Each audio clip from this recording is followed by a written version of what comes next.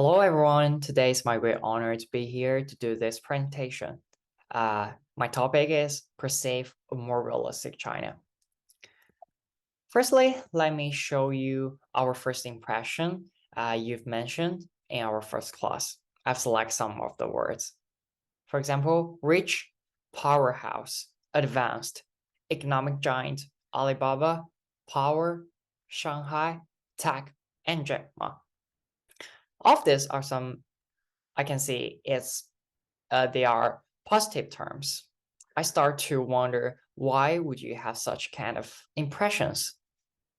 So I did some research. For example, the most valuable company in Southeast Asia, C, is controlled by a Chinese company, Tencent, and its founder, Li Xiaodong, is a Chinese. What's more, Lazada, the biggest e-commerce platform in Southeast Asia, is controlled also by a Chinese company, Alibaba. This is mentioned in your impression also. And the top 5 smartphone vendors in Singapore, 4 of them comes from China. And when I search China on Singaporean news website, I found that the uh, the most frequent topic is that Chinese rich businessmen coming to Singapore and buy luxury goods and really expensive real assets.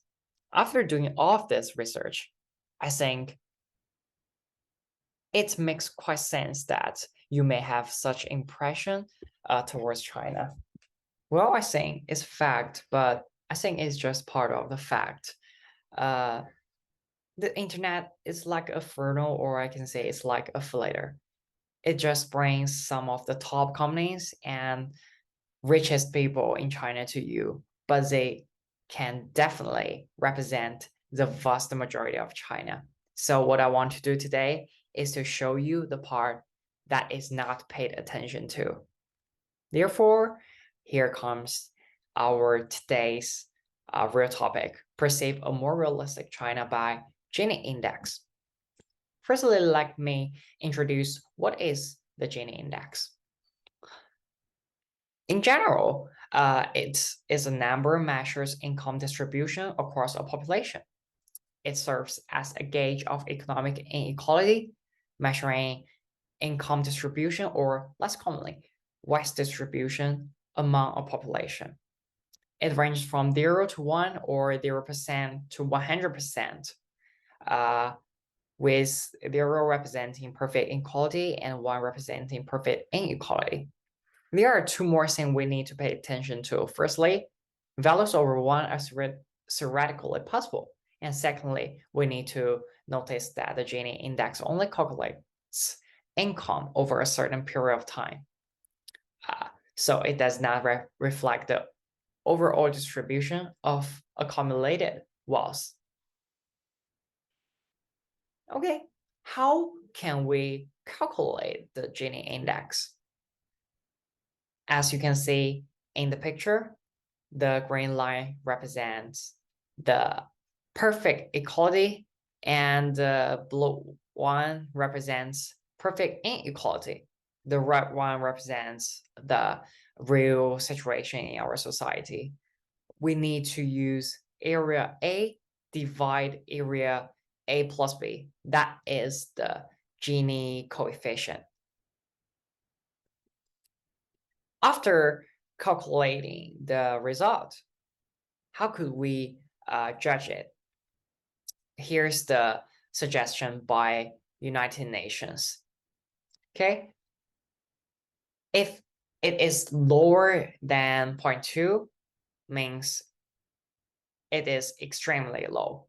0.2 to 0.29 means low. 0.3 to 0.39 means medium. 0.4 to 0.59 means high.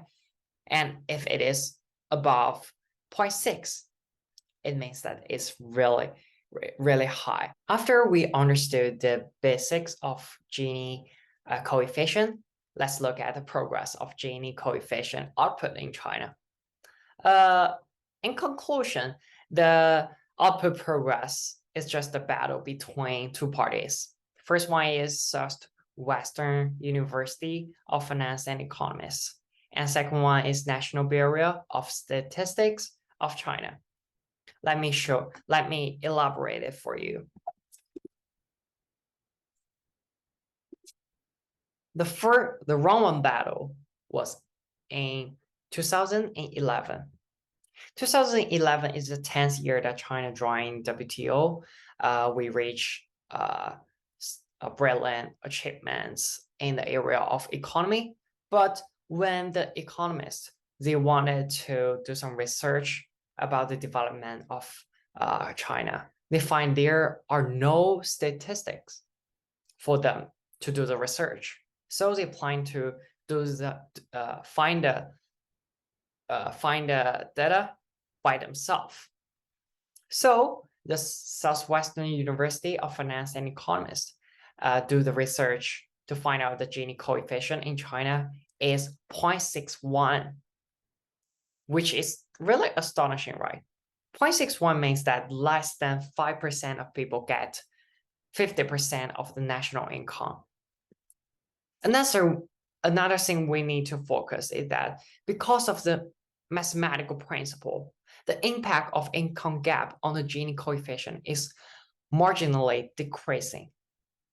Rising from 0.3 to 0.4, the gap between the rich and the poor reflected is far smaller than that reflected by the increase from 0.5 to 0.6. Do you remember the final result is 0.61? That is quite high, right? So the national forces do not recognize this data. So they did the National Bureau of Statistics released the data for 10 years directly. It's from 0.545 to 0.448. It's relatively lower, but it's still high, right? In the first round, nobody can convince the other part that their result is more accurate. So here come to the second round battle. The second round battle is about public opinion war. Firstly, the Bureau of Statistics published an article in the Wall Street Journal. As we can see, this battlefield has been enlarged into a all over world, right? The title is "Whose Gini Coefficient Should We Trust?" The target is very clear, right? Subsequently, Southwestern University of Finance and Economists also published an article in the Wall Street Journal revealing the real China with open scientific sampling survey. It's a very serious battle between the two parties, but there's no result. Nobody can convince the public that our data is more accurate. So let's say the round three battle in 2015.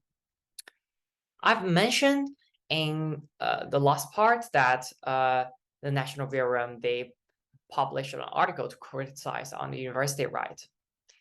The main points they mention is that your sample is too small, just 8,000 families in China.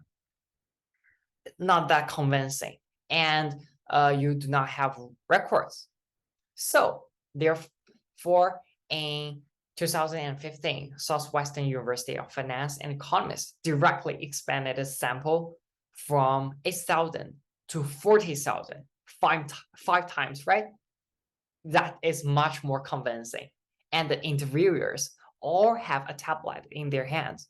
On-site recording is used as evidence, and they use a special app. They also have customs clearance documents along the way so that the place can cooperate and help. Because at that time, this university is under the regulation of Central Bank of China, so they can be supported by central bank, which helped a lot. For each interviewed family, there is also an on-the-spot cash reward from Southwest University of Finance and Economist. After that, they came up with a Gini coefficient of 0.62 in 2015. Well, you can see the result is even higher, right? After this, it is all about the 3-round battle. But there's no final result of this question. Maybe the numbers are too abstract. Let me show you some real examples. That's the fact of China. Firstly, there are 900 million people earn less than 2,000 yuan per month, and 600 million people earn less than 1,000 yuan per month, and over 1 billion people, they have even never been on a plane. That's a fact.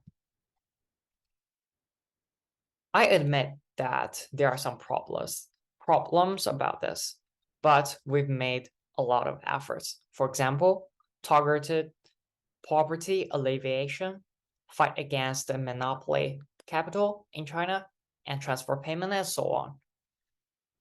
Given all of these efforts, we can see from data from World Bank, our GINI index has decreased in the past few years, right? Although when we compare it to other countries, it's relatively high, but I think it's a natural state we must experience in the progress that we develop our economy, right? At last, I want to say that in your impression, you think that China is a powerful giant. The whole thing I want to emphasize today is not that China is not as good as you imagine. On the contrary, I think the whole point is about it is the